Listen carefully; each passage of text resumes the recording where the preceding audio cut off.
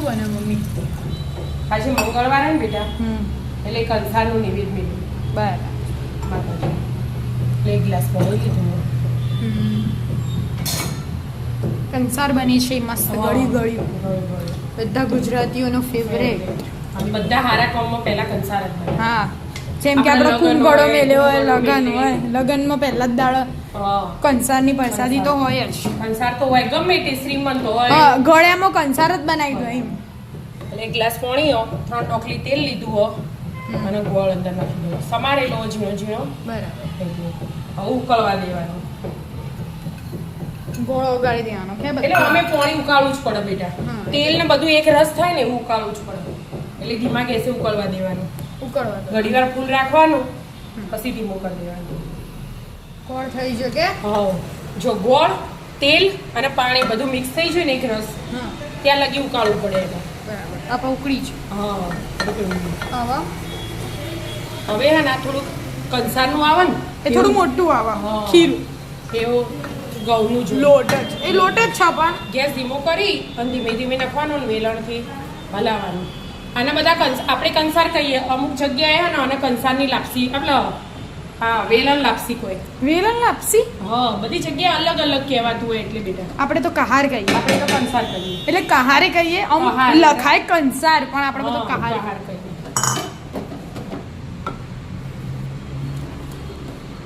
બરાબર મિક્સ કરવું પડે કે મમ્મી? આ તો કંસાર તૈયાર હો તો કોઈ વાર ના થાય બનાવતા. લાવો થોડુંક જોશે વૈડેલું.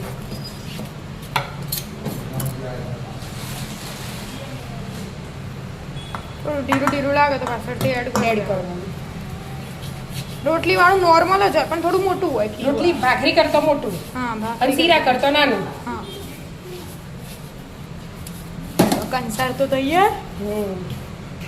આજ તો કંસાર ખીચડી અને શાક બનાવવાનું એટલે પહેલા થઈ જાય તૈયાર, પછી માતાજી નિવેદ મૂકી દેવાનું અને પછી આપણે ખાવા બેસી જઈશું.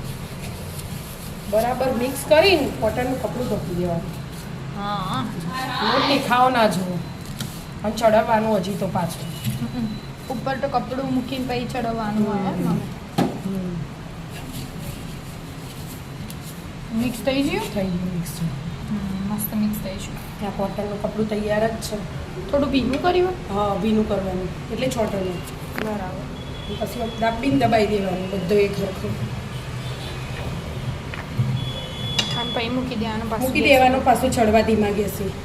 એટલે એકદમ મસ્ત 10 મિનિટમાં ધીમો ગેસ રાખ્યો, ઉપર ઢોકી દેવાનું. એમના એમ જ બફા દેવાનું. હા, અમને આમ ચડવા દેવાનું. 10 મિનિટ પછી મળીએ. હા, શાક બનાવવાનું મમ્મી? હા, શાકનો વઘાર મૂકી દીધો. 2 ટોકલી તેલ અને રાઈ લઈ લીધી, જીરું, બટાકા એટલે એ તો જોવે જ. થોડી વધારે હિંગ જોવે.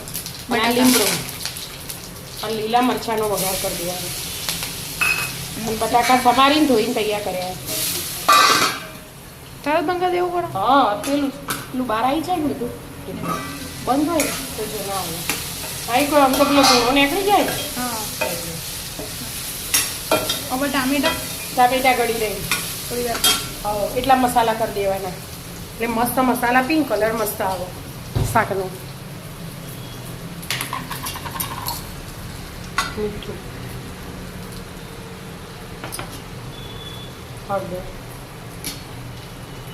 લાલ મરચું આટલું ચડવા દેવાનું. ગોળ બોળ હાલ નહીં નાખીએ.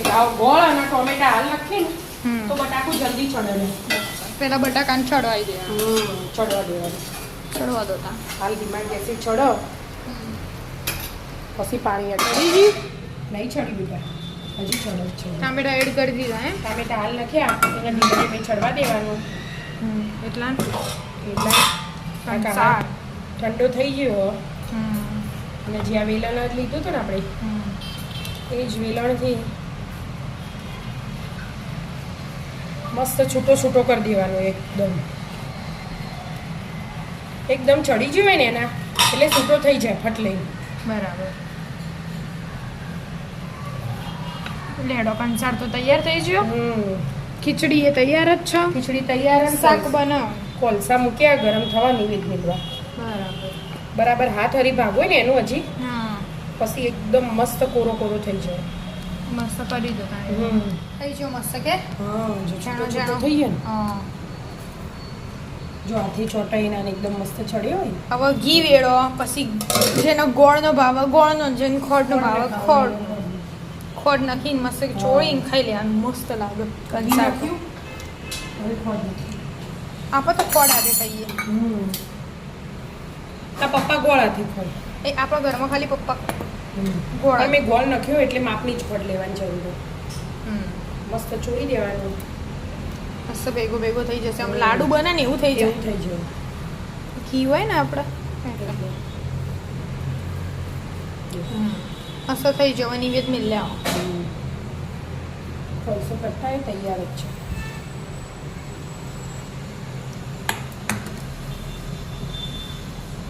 લાકડું તૈયાર જ છે ને માટલી બાજુમાં કોલસો મૂકી ત્રણ વસ્તુ તૈયાર. તૈયાર કાર ખીચડી શાક મસ્ત થઈ ગયું. રેસીપીના માતાજીના પછી લઈ જતા બરાબર.